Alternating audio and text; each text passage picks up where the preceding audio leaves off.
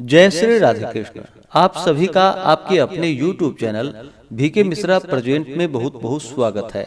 आइए आज आप सब जानेंगे वर्ष 2026 में आमल की एकादशी का व्रत, रंग भरी एकादशी का व्रत कब धारण किया जा रहा है। तो जानेंगे व्रत के शुभ मुहूर्त के बारे में, पूजन समय के बारे में, पारण समय के बारे में, इस दिन भगवान की किस प्रकार से पूजा करें, इस दिन क्या करना चाहिए, नहीं करना चाहिए। तो आइए जानते हैं इन सबों के बारे में। फाल्गुन मास शुक्ल पक्ष की एकादशी को इसे आमल की एकादशी और रंग भरी एकादशी के नाम से जाना जाता है। इस दिन विशेष प्रकार से आंवले वृक्ष के नीचे बैठ करके पूजन करने का विधान है। इस दिन विशेष प्रकार से भगवान विष्णु, माता लक्ष्मी और भगवान विष्णु के परशुराम स्वरूप की पूजा करनी चाहिए। यह व्रत मोक्षदायक व्रत है तथा सभी प्रकार के पापों का नाश इस व्रत के प्रभाव से होता है। यह मोक्षदायक, धन, वैभव एवं पुत्र पौत्रादिक प्रदायक व्रत है। यह भक्तों की रक्षा करने वाला है। इस दिन विशेष प्रकार से आंवले वृक्ष के नीचे बैठ करके कलश को स्थापित करके कलश के ऊपर भगवान परशुराम की प्रतिमा को स्थापित करके पूरे विधि विधान के साथ गंध, पुष्प, धूप, दीप आदि से पूजन करना चाहिए। जो भी आपसे बन सके छत्र, उपाहन, पंचरत्न, अनेक प्रकार के नैवेद्यादि रख करके इस दिन पूरे विधि विधान के साथ पूजन करें तो यह अनंत फलदायी माना गया है। फाल्गुन मास शुक्ल पक्ष की एकादशी तिथि प्रारंभ समय जो कि 26 फरवरी 2026 दिन गुरुवार रात्रि 12:34 और एकादशी तिथि की जो समाप्ति है वह 27 फरवरी 2026 दिन शुक्रवार रात्रि 10:34 पे एकादशी तिथि की समाप्ति है। तो सूर्योदय व्यापनी के अनुसार इस बार 27 फरवरी 2026 दिन शुक्रवार को एकादशी का व्रत धारण किया जाएगा। व्रत पारण के लिए कहा गया है। व्रत का पारण द्वादशी तिथि में और हरिवासर समाप्त होने के बाद करनी चाहिए। द्वादशी तिथि प्रारंभ समय 27 फरवरी 2026 दिन शुक्रवार रात्रि 10:35 और द्वादशी तिथि की जो समाप्ति है वह 28 फरवरी 2026 दिन शनिवार रात्रि 8:44 पे द्वादशी तिथि की समाप्ति है। तो हरिवासर की समाप्ति 28 फरवरी की सुबह 4:07 तक हो जाएगा। ऐसे में व्रत का पारण 28 फरवरी को सुबह 6:45 से सुबह 9:05 तक आमल की एकादशी व्रत का पारण किया जाएगा।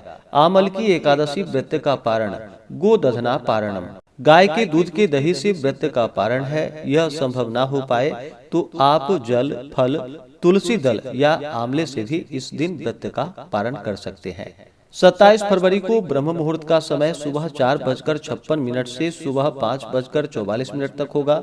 सूर्योदय का समय सुबह 6:29, सूर्यास्त शाम 5:55 होगा। राहु काल का समय 27 फरवरी को सुबह 10:44 से दोपहर 12:11 तक होगा और 28 फरवरी को राहु काल सुबह 9:16 से सुबह 10:43 तक होगा। राहु काल समय के दौरान कोई भी शुभ कार्य या नया कार्य नहीं करना चाहिए, इस बात का ध्यान रखें। प्रातः काल पूजा का शुभ मुहूर्त 27 फरवरी को सुबह 6:23 से सुबह 7:50 तक होगा। अभिजीत मुहूर्त का समय दोपहर 12:11 से दोपहर 12:57 तक होगा। शाम को पूजा का शुभ मुहूर्त शाम 4:31 से शाम 5:38 तक होगा और विशेष रात्रि 9:04 से रात्रि 10:37 तक होगा। नक्षत्र आद्रा होगा सुबह 10:48 तक, उसके बाद पुनर्वसु नक्षत्र होगा। योग आयुष्मान होगा शाम 7:44 तक, उसके बाद सौभाग्य योग होगा। सर्वार्थ सिद्धि योग भी 27 फरवरी को बन रहा है जो कि सुबह 10:48 से अगले दिन सुबह 10:47 तक होगा, जो कि बड़ा ही अच्छा सहयोग बन रहा है। इस दिन पूरे विधि विधान के साथ भगवान विष्णु, माता लक्ष्मी और भगवान परशुराम की पूजा करनी चाहिए। आंवले वृक्ष के नीचे बैठ करके इस दिन अनेक प्रकार के गंध, पुष्प, धूप, दीप आदि से पूजन करें। खास करके इस दिन आंवले का भगवान को भोग भी लगाए और उसे प्रसाद के रूप में ग्रहण भी करना चाहिए। ध्यान रखिए, जो भी वस्तु भगवान को भोग लगाते हैं तो तुलसी दल डाल करके ही भगवान को भोग लगानी चाहिए। एकादशी व्रत रखने वालों को दशमी तिथि के दिन सूर्यास्त होने से पहले ही जो कि सात्विक आहार ग्रहण कर लेनी चाहिए। रात्रि ब्रह्मचर्य का पालन करते हुए भगवान नाम का स्मरण करते हुए सोना चाहिए। एकादशी की सुबह उठ करके स्नान आदि करके शुद्ध वस्त्र धारण करके दिन रात्रि उपवास रह करके व्रत को धारण करें।